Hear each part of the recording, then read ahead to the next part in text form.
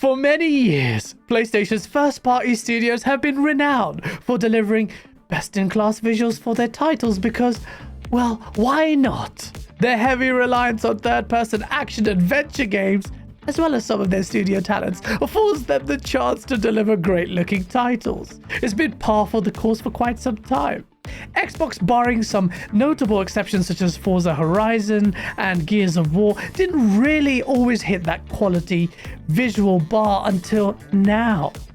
Many PlayStation fanboys cite graphics all the time against Nintendo fans, Xbox fans, and yes, even PC fans, because, well, PlayStation fanboys, at this point, you should know about their proclivity for being absolute melts. However, now, it seems like Xbox is finally getting into the swing of things as its studios produce some of the best, if not the best looking games out there. 2024 marked the beginning of the handover, and this has not gone over well with the stables. There was a lot of denial about this in the PlayStation camp, but even they could not ignore the verdicts being doled out that served as a slap across their faces.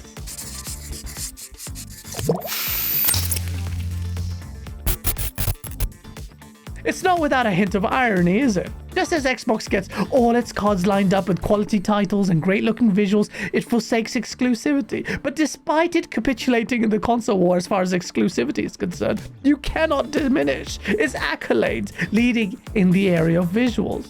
Graphics, they aren't the be-all and end-all of things in gaming, but still an important and relevant facet of it. They are always a focal point of discussions at the forefront of a lot of console or platform war debates. PlayStation fanboys in particular are extremely defensive on this point, as we saw with Ghost of Yotei, but more on that in just a bit. So what's happened now, you may ask? Well, earlier this year we got Hellblade 2, which to me is the best looking game I've ever played. It's downright stunning to the point of disbelief, but it has some very valid criticisms regarding its gameplay, and well, you can see that in my review on this channel. Xbox tries its hand at a single-player title, and boom, right out of the gate, it smashes the visuals out of the park. However, this year also saw Indiana Jones: The Great Circle come out. Digital Foundry, the tech experts whose findings get used a lot in the console war arena, did their annual Best Graphics Award, and Xbox took the top 2 spots. Wow. I feel like we're actually all in agreement this time then. Only just, but it's there. Yeah. It's like first among equals almost. Like they're both pretty equal in a lot of ways. Cool. So Indiana Jones and the Great Circle takes the number 1 spot. Number 2, of course, being Hellblade 2. Number 3, Star Wars Outlaws. How? Hopefully people are not too angry with their choices. And hey, Indiana Jones is coming to PlayStation as well. Maybe it'll even get a Switch 2 port. Hopefully it'll be on everything, so people can just be happy with the results here. Yeah, but good job Bethesda for putting out a game like this. Good job. Indiana Jones came first and Hellblade 2 came second. That didn't go down well with the PlayStation folk at all, who have used Digital Foundry's accolades for ages. Here's the genius Christopher Hart, who regularly cosplays as the statue from Thailand in Street Fighter, calling Digital Foundry's decision a paid endorsement from Xbox. Indiana Jones is an Xbox first-party title that is releasing on PlayStation 3 months after the Xbox release. And yet, despite this, PlayStation fanboys still cannot help but being salty about this being an Xbox game. And oddly, all of a sudden, for some reason, PlayStation fanboys have remembered a PlayStation 4 title, Uncharted 4. They suddenly got the itch to play this game. I wonder why. Well, let's take a look. Here's our resident fanboy extraordinaire, Nib, who always graces us with his presence and Twitter dissertations. He says Indiana Jones is a great looking game, but it's insane how Uncharted 4, an 8-year-old PS4 game, holds up against it. Similarly, religious PlayStation defender Nick Marseille also had to replay Uncharted 4 as well. Conveniently. But this was before Digital Foundry's verdict. and Digital Foundry is well respected, and both gents use them often. In fact, here's Nick Marseille desperately tagging Digital Foundry to get some vindication for his PlayStation 5 purchase. Here's our friend Nibbles, who tries so hard to not appear like a fanboy. Everybody on this planet knows he is. It's like he tries to use concealer to mask it, but at the end, overdoes it and ends up looking like a geisha with a cock. Digital Foundry's best graphics of 2024 was an excellent watch, he says, as he stabs more needles into his voodoo doll of Alex Battaglia. Seems like Black Myth and Silent Hill 2 would have made the top 3 were it not for their performance issues. Here he is saying, oh no, these 2 games look better and would have bested Xbox were it not for their performance issues. And then he says this. And here the makeup gets over-applied. By having not played Indiana Jones on PC, instead on the Series X where it doesn't have part tracing, where some assets, models, textures aren't quite so consistent, where there's incredibly aggressive pop-in on some levels, where RTGI was also somewhat off being patched, it wouldn't be my personal number 1 pick. Nibbles, you don't work for Digital Foundry. He reeled off this massive list of issues because... let me translate what he really wants to say. You bloody bastard fans, there's only one on PC. You know the platform I always take a shit on because PlayStation forever. Sale.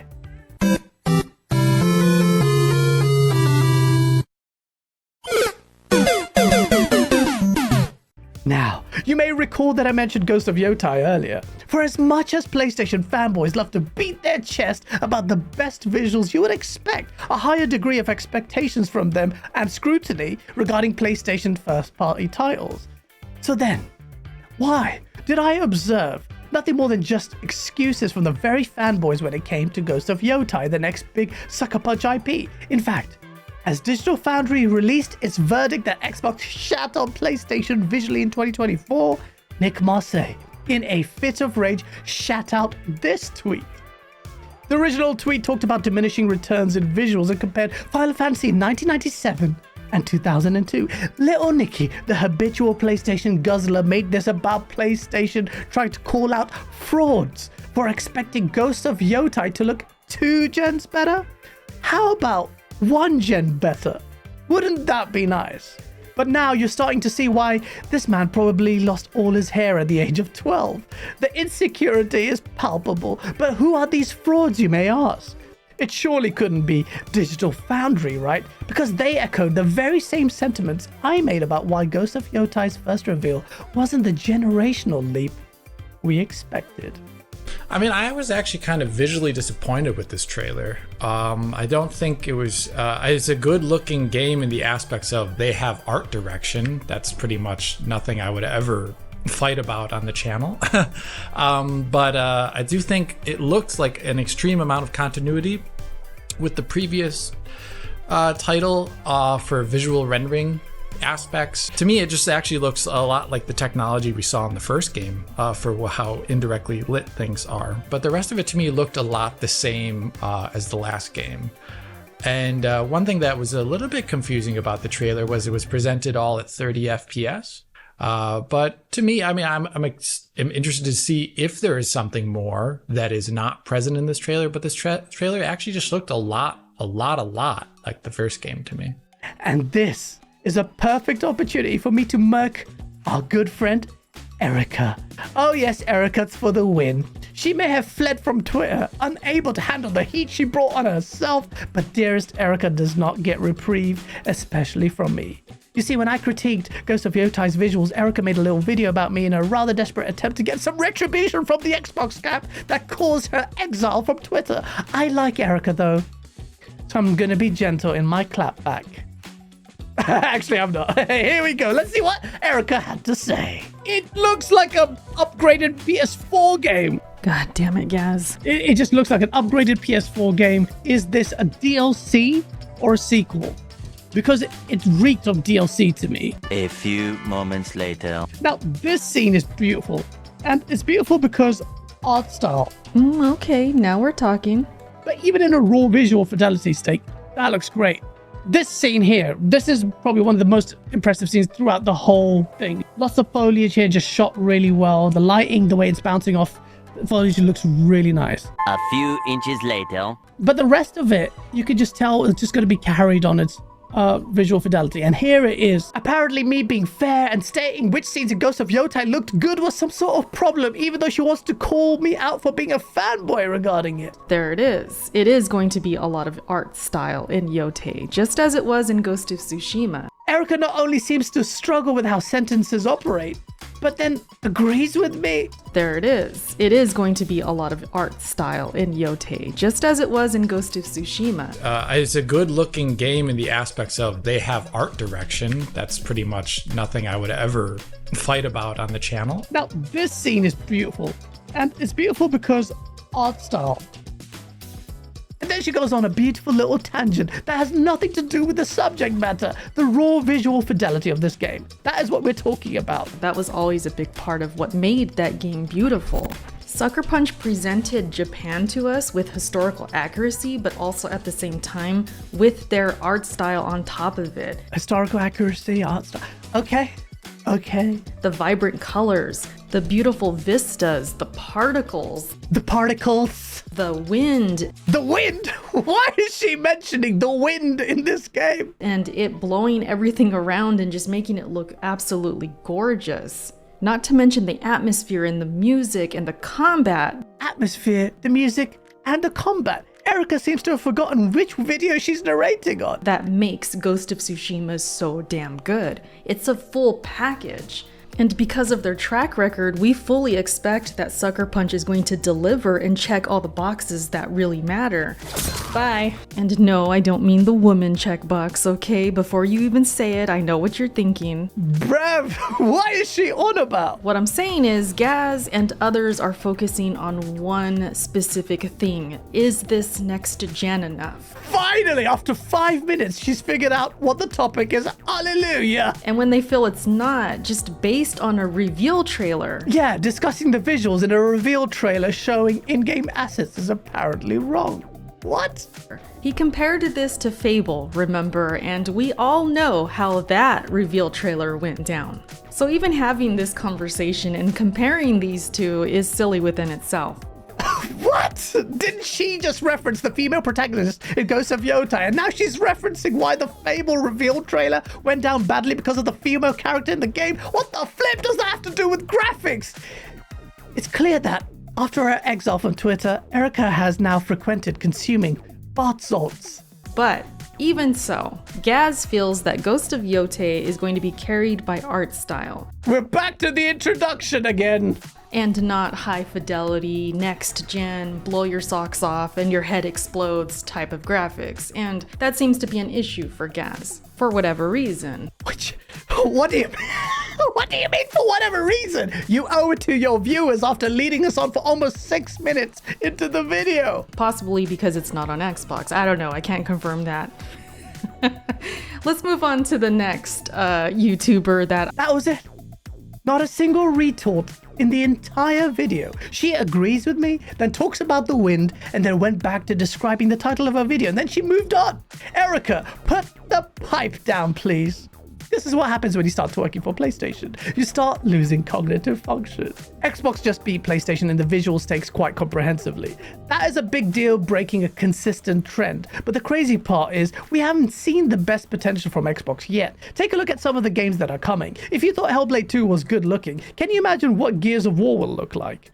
The Coalition are massively talented and they know UE5 better than most. The Gears games have always looked great, but this Gears with the power of UE5 should blow us away. In 2025, assuming it doesn't get delayed, we're supposed to get Fable. Fable looks so good that people thought this was a bullshot. So I give the creators the benefit of the doubt here after the incredible Forza Horizon series.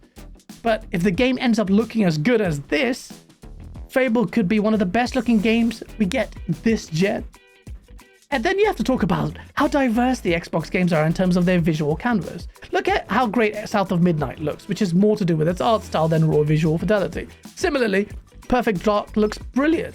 We got a tiny glimpse of what State of Decay looks like running on UE5, but even with this brief look, it looks leagues ahead of its predecessor. Whether Xbox first party can maintain the lead versus PlayStation this year remains to be seen, depending on what games both platform holders actually release. But it's nice to see Xbox actually strongly competing on this front. The investments are starting to pay off for Xbox, and I hope both platform holders continue to push the visual bar. What do you think about Xbox and its future games? Do you think Xbox will continue to deliver outstanding visuals? We're in 2025 now. Happy New Year, everyone. I know I've been quiet on this channel, but all that is about to change with a lot more content being dished out every single week. Don't take my word for it. You'll find out for yourself. In the meantime, if you enjoyed the video, smash that like button. Yeah, especially you, Erica. Subscribe and hit the bell icon. We're about to make some sauce. But before that, I wish you all an incredible 2025.